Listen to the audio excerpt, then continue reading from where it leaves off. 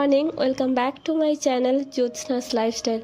আজকে যেহেতু 29শে এপ্রিল, আজকে রায়ের জন্মদিন, তাই সকাল সকাল মা সমস্ত বাড়ির কাজ শেষ করে মা আর বাবা রেডি হয়েছে, রায়কে নিয়ে যাবে মন্দিরে। আমি যেতাম, কিন্তু আমার যেহেতু জ্বর আর আমার ডাক্তার বললো যে মাথায় নাকি কফ বসে গেছে, মাথা অসম্ভব যন্ত্রণা করছে, তীব্র মাথা যন্ত্রণা যেটাকে বলে সেটা। তো আমার মাথায় নাকি কফ জমা হয়ে গেছে আর টাইফয়েড হয়েছে, তো যেই কারণে মাথা যন্ত্রণা হচ্ছে। তো সকাল সকাল স্নান করে যেতে পারবো না, ঠান্ডা লেগে যাবে, সেই কারণে আমি আর যাচ্ছি না, মা আর বাবা যাচ্ছে। আর এদিকে আমাদের এখন চাষের ধান এসছে বাড়িতে, তো ধান টান সব শুকানো হয়েছে।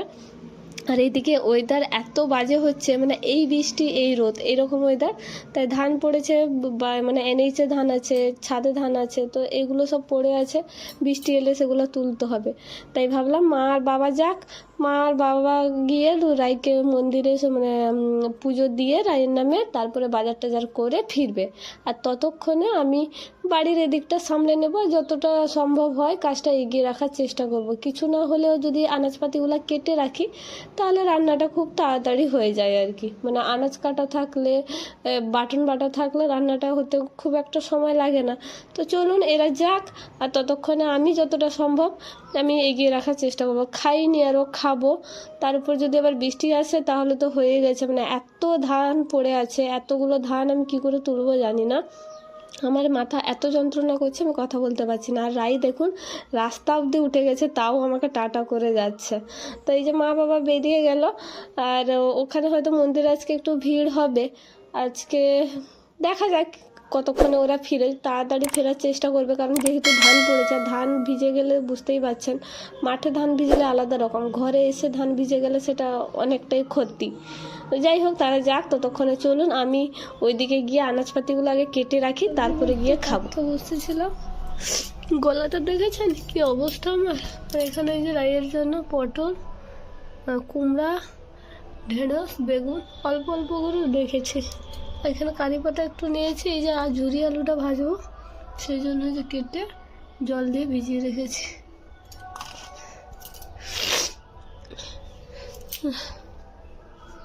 আর বাদ বাকি কাটবো, তবে তার আগে এদিকে আবার মেঘ করেছে আর বাইরে ধান পড়ে আছে। ওয়েদারটা জাস্ট দেখুন, এই যে পুরো মেঘলা ওয়েদার। হাঁটতে পারছি না, হাঁটতে গেলেই আমার মাথার শিরাগুলা ব্যথা করছে। সেখানে এতগুলো ধান পড়ে আছে, ধান তুলবো, এখনো মা বাবার দেখা নেই, তো জানি না কি করে করব। এইদিকে আমার অবস্থা, এত জ্বর আছে এখনো, আর গলা তো পুরো বসে গেছে। এই পোর্শনগুলো আর এই মাথার যে শিরাগুলো, এগুলো অসম্ভব যন্ত্রণা করছে।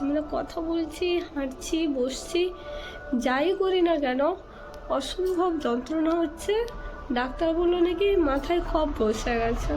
ভাবা যায়, এটা আমি প্রথম শুনলাম, যদিও বুঝতে পারছিলাম যে হঠাৎ করে এই সন্ধেবেলাটা এই জায়গাটা ব্যথা করলো, আর তারপরে আস্তে আস্তে পুরো মাথাটা হয়ে গেছে। আর এখন তো হাঁটা বসা যাই করি না কেন এগুলো ব্যথা করছে।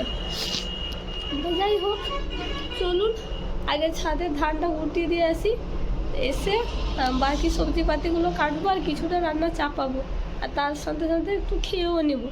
রাইয়ের খাবারটাও করে রাখবো, সে খায়নি, তাকে কলা মুড়ি দিয়েছিলাম সকালে, একবার মতো নিয়েছিল আর নেয়নি, চলে গেছে। তো মন্দির থেকে সে ফিরুক, মা বাবা রাইকে নিয়ে মন্দির থেকে ফিরে ওখান থেকে আবার বাজার টাজার করে আসবে। তো বাজার টাজার করে আসুক, ততক্ষণে আমি এদিকটা যতটা পারি গুছিয়ে রাখছি। তো চলুন দেখতে থাকুন পুরো ব্লগটা। ধান গুটাতে গুটাতে যাই হোক মা বাবা চলে এসেছিলো, তাই আমি বেঁচে গেছি, কারণ ছাদের ধানগুলাই তুলতে গেছিলাম, হাফ ধান কোনো রকমের টেনে গুছিয়েছি, ঝাঁটটা দিইনি। এত মাথা যন্ত্রণা করছিল, মনে হচ্ছিল যেন সেইখানেই বোধহয় সেন্সলেস হয়ে যাবো। আর সেন্সলেস হয়ে গেলেও আমাকে তোলার মতো কেউ ছিল না, কারণ বাড়িতে কেউ ছিল না। যাই হোক, ওখানে গোছাতে গোছাতে মা বাবা রাইকে নিয়ে চলে আসে। ওরাও ধানের পড়ে আছে, জানে তো যে বাইরে ধান পড়ে আছে, আর ওয়েদার দেখে তাড়াহুড়ো করে চলে এসছে। আর মন্দিরে যেহেতু মানে ওই মন্দিরে যে মন্দিরে গেছিলো আর কি, ওই মন্দিরে পুরোহিত হচ্ছে আমার শ্বশুর বাড়ির কুলো পুরোহিত, মানে আমাদের ঘরের যে মন্দির আছে রঘুনাথ মন্দির, তো ওইখানে উনি পুজো করেন। তো উনি চেনেন, তো তাড়াতাড়ি ছেড়েও দিয়েছেন। তারপরে বাজার হাট সেরকম হাফ বাজার করেছে, হাফ বাজার করে নিয়ে চলে এসছে। আবার বাবা যাবে ধান টান গুটিয়ে দেওয়ার পর। আর তারপরে এখানে এসে রাইকে খাইয়ে রাইকে ঘুম পাড়িয়ে দিয়েছি, একটু এসে আমার সাথে দুষ্টুমি করছিল। তারপরে এই যে সবজিপাতি সব কেটে ভাজছিলাম, আমিও খেয়ে নিয়েছি অল্প করে, খালি জল ঢেলে মুড়ি খেয়েছি, আর কিচ্ছু খাইনি। ভাবছিলাম মুড়িটা খাবো না, কিন্তু না খেয়েও উপায় নেই, ওষুধ খেতে হবে, তো অল্প করে খেয়ে নিয়েছি। তারপরে এই যে রান্নাবান্নার কাজ করছি। আর সত্যি কথা বলতে আমি ভাবছিলাম যে দুপুরবেলা কিছু জনকে ডাকবো, মানে এই পাড়ায় আমাদের ঘরের চারপাশে যারা আছে তাদেরকে আর কি, পাড়া প্রতিবেশীদের। কিন্তু যেহেতু আমার শরীর ভালো নেই আর মা বাবাও বাইরে ধান পড়ে আছে, তো তারাও পারবে না, তো সেই কারণে এখন আর ডাকার ঝামেলা করিনি। যাদেরকেই ডাকবো ওই বিকেলবেলায় ডাকবো, যদি ওয়েদার ফাঁকা হয় তো তাহলে। আর আমার শরীর ভালো নেই, আর রাইয়ের রান্নার দায়িত্ব আমি মায়ের উপরও দিতে পারবো না, কারণ মা তো নাই বলে দিল, বললো তুই তোর এইসব রান্না বান্না তুই তোর বুঝে নে, আমি জানি না। মানে জানি না বলতে রাইয়ের রান্না মানে বুঝতে পারছেন, ছোটো বাচ্চার রান্না অনেক কিছু ভেবে অনেক কিছু মেনটেন করে করতে হয়। তবে এখানে একটা কথা বলে রাখি, আজকে থেকে রাইয়ের খাবারে আমি লবণ দিচ্ছি। আজ অবধি রাই লবণ খায়নি, তো আজকে লবণটা অ্যাড করলাম। তো মা এখানে উনানে কিছু রান্না করছে আর আমি গ্যাসে কিছু রান্না করছিলাম। রান্না বান্না বলতে ওই ঘরোয়াভাবে, মানে ঘরে যতজন আছি, ঘরে যতজন বলতে ওই আমরা 4 জন, রাই, আমি, মা, বাবা। তো সেই জন্য রান্নাগুলোই দেখতে পাচ্ছেন খুব অল্প অল্প করছিলাম। আর সেরকম কিছু নয়, ওই 7 রকমের ভাজা ছিল, চাটনি ছিল, পায়েস ছিল, আর মাছের একটা পদ ছিল, মাছের তেল ঝাল ছিল, ডাল ছিল, মিষ্টি ছিল, এই সব আর কি। তবে আরও একটা কথা হচ্ছে যে মা ওই যে বললাম সেখানে রান্না করছে, আর এখানে যে রান্নাগুলো করছিলাম আমি কিন্তু লবণ দিয়েছি ঠিকই, কিন্তু তাও রাইয়ের খাবার যেহেতু, তো সব কিছু মেনটেন করে দিয়েছি, মানে তেল ঝাল মশলা এইগুলো অনেকটা মেনটেন করে দিয়েছি যতটা সম্ভব পেরেছি। আর এদিকে দেখুন, মানে রাই আর তার দাদাই মিলে মিষ্টি খাচ্ছিলো। তবে এই মিষ্টিগুলো রাইয়ের জন্মদিনের জন্য আসেনি, রাইয়ের একজন মামা, মানে আমাদের পাড়ারই বুদ্ধ বলে, হয়তো মানে বলেছে কিনা এর আগে আমি জানি না। তো বুদ্ধরও জন্মদিন আজকে, মানে রাইয়ের জন্মদিন আর বুদ্ধর জন্মদিন একই দিনে, মানে মামা ভাগ্নি দুজনের জন্মদিন একই দিনে। তো সেই কারণেই বুদ্ধর জন্মদিন উপলক্ষে মিষ্টি দিয়ে গেছিলো। যাই হোক, সেইগুলোই তারা খাচ্ছিল। আর এদিকে আমার রান্নাবান্না প্রায় কমপ্লিট। এদিকেও শুধু আমের চাটনিটা বসিয়েছি, আর আমের চাটনিতে ওই যে বললাম মিষ্টিটা খুব অল্প পরিমাণে দিচ্ছি, যেহেতু রাই খাবে। আর রাইয়ের খাবারে আমি মিষ্টিটা এখনও অ্যালাউ করছি না, মিষ্টিটা আমি দেবো ঠিক 2 বছর পর। সেই কারণে এবার আম চাটনিতে মিষ্টি না দিলেই নয়, আর গুড়টা দিয়ে দিলে খুব একটা মানে আমার ভালো লাগে না আর কি, চিনি দিলে যতটাই হয়। তো চাটনিটা রাইকে খাওয়াবো না।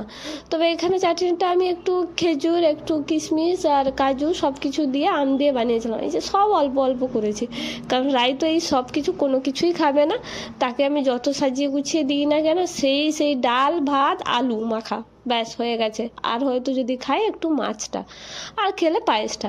আর এখানে আরেকটা কথা বলে রাখি, এই যে পায়েসটা বসিয়েছি, আর পায়েসের জন্য এখানে কাজু কিশমিশ সব ভেজে রেখেছি, চালটাকে ধুয়ে ঘি মাখিয়ে রেখেছি।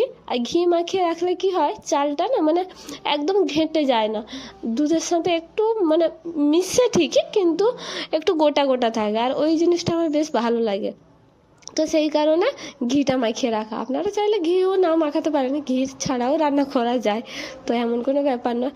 আর এখানে আরও একটা কথা যেটা বলতে থেমে গেলাম আর কি, যে রাইয়ের খাবারে আমি লবণ অ্যাড করলাম আজ থেকে, তার সাথে সাথে রাইকে আজকের পর থেকে মানে গরুর দুধটাও দেওয়া স্টার্ট করবো আর কি। দুধের ধোঁয়ায় একদম পুরো ক্যামেরাটা আমার সাদা হয়ে গেল। যাই হোক, এখানে পায়েসটা বসিয়েছি, রান্নাবান্না কমপ্লিট করে নিয়েছি, মানে আমার যা রান্নার দায়িত্ব ছিল আমি কমপ্লিট করে নিয়েছি। এবার রাইকে স্নান করিয়ে রাইকে রেডি করিয়ে রাইয়ের খাবারটা গোছাবো। তো চলুন, পায়েসটা হতে তো অনেকটা সময় লাগবে, আর হুট করে হবে না। প্রেসার কুকারে যদি আমি বসিয়ে দিতাম চালটা তাহলে হতো, কিন্তু ওই পায়েসটা না মানে খেতে আমার এতটা স্বাদ হয় না যতটা এইভাবে রান্না করলে হয়। মানে চালটা যদি প্রেসারে সিদ্ধ করে তারপরে কোথাও না কি আমার মনে হয় ওই পায়েসটা খুব একটা ভালো হয় না। আর পায়েস ছাড়া জন্মদিন কেমন যেন একটা অসম্পূর্ণ আমার লাগে। গরুর দুধ দিয়ে রান্না করছিলাম, আর এখানে আমুল দুধটা গরম জলে ভিজিয়ে রেখেছিলাম, তো সেটাও দিয়ে দিলাম। এবার চালটা ফুটতে সময় লাগবে, কড়াইতে যেহেতু করছি, ওই যে বললাম প্রেসার কুকারে করলে একটু তাড়াতাড়ি হতো ঠিকই, কিন্তু আবার খুব একটা স্বাদ হয় না। আর কড়াইতে এভাবে রান্না করলে, মানে যেভাবে আমি রান্না করছি এভাবে রান্না করলে এই পায়েসটা কিন্তু খেতে খুব দুর্দান্ত লাগে। তো যাই হোক, নিজের রান্নার প্রশংসা নিজেই করে দিচ্ছি, তবে না, নিজের রান্না নিয়ে নয়, এই ধরনের রান্না মানে এইভাবে রান্না করলে, এই পদ্ধতিতে রান্না করলে আমি দেখেছি এই পায়েসটা খেতে হেভি লাগে, মানে ভালো লাগে আর কি। তো চলুন, রান্না বান্না কমপ্লিট করে নিয়েছি। রাইকে মানে স্নান করিয়ে ঘুম পাড়িয়ে দিয়েছিলাম, ঘুমিয়ে গেছিলো। আর তাকে যেহেতু খেতে দিব, একটু তাড়াতাড়ি করতে হবে, তাই আজ মানে পোলাওটা করব বলছিলাম, পোলাওটা আর পনিরটা ওটা আর করিনি, রেখে দিয়েছি। পরে না হয় কোনো একদিন তাকে করে খাইয়ে দেবো। তারপরে একটু খাবারগুলো সাজিয়ে ফুল দিয়ে একটু সাজিয়ে দিয়েছিলাম। তারপরে মা বাবা তাকে আশীর্বাদ করছিল, ফুল দুব্বো আতপ চাল সব কিছু দিয়ে, প্রদীপের শীষ দিয়ে আশীর্বাদ করছে। আর রায়ের তো প্রদীপ দেখলে মানে প্রদীপের শীষ নিতে তার কী যে ভালো লাগে, মানে তাকে দিতে তো হবে, তার সাথে সাথে সে নিজেও নেবে, হাত বাড়াবে, দেখবেন মানে সে প্রত্যেকদিন মা যখন সন্ধ্যা দেয় তখন সেইটা নেয়, তো মানে প্রদীপের শীষটা নেয়, তো তার একটা অভ্যেস হয়ে গেছে, সে নিজেও নেবে। চলুন বাবা আশীর্বাদ করে দিক, তারপরে মা করবে, মা করার পর আমি করবো, তারপরে তাকে খাইয়ে আবার ঘুম পাড়িয়ে দিয়ে যাব, যদি ঘুমায় তো ভালো, আর না ঘুমালে আবার ধান পড়েছে, ধান গুছাতে হবে, মানে ধানের কাজটা হতে না ঘরে কাজগুলো অনেক বেড়ে গেছে, তা না হলে আরও একটু ভালোভাবে করা যেত। আর বাড়িতে কাজ বলতে ওই মা বাবা আমি সুস্থ নেই, অসুস্থ, আমি থাকলে না হয় এদিকটা সামলে নিতাম, ভাই থাকলে অনেকটা হেল্প হতো, কিন্তু ভাইও ঘরে নেই, ভাই কাজে চলে গেছে, রায়ের পাপাও ঘরে নেই, তো এই সব কিছুর জন্য একটু ঝামেলা হয়ে গেছে, তাই আর এবছর কাউকে ডাকাডাকি হয়নি। ওই বিকেলবেলা কয়েকজনকে ডেকেছি, যদি আসে তো ওনাদেরকে যা টুকটাকভাবে মানে ওই ঘরোয়াভাবেই খেতে দেওয়া আর কি। তো চলুন, তারপরে মা আশীর্বাদ করে, যে মা পায়েসটা খাওয়াচ্ছিল, আর তারপরে গিয়ে তাকে ভাত খাওয়াচ্ছে, বলে প্রথমে নাকি মিষ্টি মুখ করতে হয়। তো এই যে তারপরে বেগুন ভাজা খাচ্ছে, আর বেগুন ভাজাটা সে সুন্দর খেয়ে নিচ্ছে, ভাবতে পারছেন, খাওয়ারে আজকে লবণ পড়েছে, স্বাদটা অন্যরকম হয়েছে, সেই জন্য আর এত বায়না ধরেনি, খেয়ে নিচ্ছে। আর ওই যে বললাম ভাত খেতে দিয়েছি, পোলাওটা করবো বলছিলাম, কারণ রাই পোলাওটা খেতে ভালোবাসে, পোলাওটা ও খেতে ভালোবাসে, আজকে সব কিছু নিয়ে এসেছিল বাবা, কিন্তু ওই যে বললাম সময়ের অভাবে আর হলো না, কারণ সেগুলো করতে গেলে অনেকটা দেরি হয়ে যাবে, আর আজকের দিনে বাচ্চাটা দেরি করে খাবে, সেটা আমার কেমন একটা লাগলো, তাই ভাবলাম ওটা না হয় থাক, পরে কোনো একদিন করে দেব। আর এগুলোই খাক না, অনেকটাই তো হয়েছে। তো এখানে ছিল 7 রকমের ভাজা, ডাল ছিল, মাছের তেল ঝাল ছিল, চাটনি ছিল, পায়েস ছিল, মিষ্টি ছিল, তো যা যা ছিল দেখে নেবেন ভিডিওটা একটু রিভার্স করে।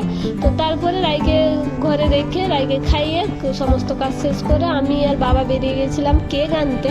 আর কেকটা অর্ডার করেছিলাম আমারই একটা বান্ধবীর কাছে, সে যেহেতু ঘরে বানায় হোমমেড ফ্রেশ কেক, দোকান থেকে কিনলে কি হয় একটু মানে ফ্রেশ পাওয়া যায় না আর কি, তো তার কাছ থেকেই কেনা, একটু দাম বেশি নিলেও ফ্রেশ পাওয়া যাবে, তো সেই কারণে কেনা, কারণ ছোটো বাচ্চা খাবে, তো তাকে আমি বলেই রেখেছিলাম যে ইনগ্রিডিয়েন্টস আর তোর মানে হাইজিন মেনটেন করে কিন্তু করিস, তো সেইভাবে সে বানিয়ে দিয়েছিল। আর এদিকে ওখান থেকে এসে ধানের কাজকর্ম সব কিছু গুছিয়ে মানে ধান টান গুটিয়ে মা বাবা এই এসছে, সবাই খুব ক্লান্ত, দিতে আমি এই যে মানে সাজাচ্ছিলাম, কিন্তু রাই সেগুলো দেখে ভয় পাচ্ছিল, একে তো আমি সাজাতে পারি না, এর আগে কোনোদিন সাজাইনি, প্রথমবার সাজিয়েছিলাম, কোনো মতে সাজিয়েছিলাম, তার উপর রাই সেগুলো দেখে ভীষণ ভয় পাচ্ছিল, তো বারবার ছিঁড়ে দিচ্ছিল, তাই আর ওগুলোকে আর ঠিক করিনি, সেরকম রেখে কোনো মতে কেকটা কেটে নিয়েছি। আর এদিকে আবার বৃষ্টিও চলে এসছে, তো চলুন, এই যে রাই বলে লেখা আছে ছোট্ট করে এসে আমাকে জিজ্ঞেস করেছিল যে নাম লিখতে হবে, কি নাম লিখবো, বললাম রাই লিখে দে তাহলেই হবে, আর দেবাংশী লেখার দরকার নেই, দেবাংশী লিখতে গেলে অনেকটা বড় হবে। তো যাই হোক, এই যে মা তাকে ধরে কেকটা কাটাচ্ছিল, আর বদমাসটা এত ভয় পাচ্ছিল মানে আর কি বলবো, কিছুক্ষণ পরে অথচ সেই বেলুনগুলোকে নিয়ে ফাটিয়েছে জানেন, কিন্তু এখন সে ভীষণ ভয় পাচ্ছিল, করতে চাইছিল না। আর এই যে ড্রেসটা, এটা হচ্ছে রাইয়ের বার্থডে ড্রেস, আমি এনে দিয়েছি, তার হেয়ার ব্যান্ডটাও। আর বাকি আমি রাইকে কি গিফট দিয়েছি সেটা এখন বলবো না, রাই যখন 18 বছর হয়ে যাবে তখন বলবো, কারণ সেটা এখন অবধি কেউ জানে না, রিভিল করিনি। তো আজকে ব্লগটা এখানেই শেষ করলাম, দেখা হচ্ছে পরের একটু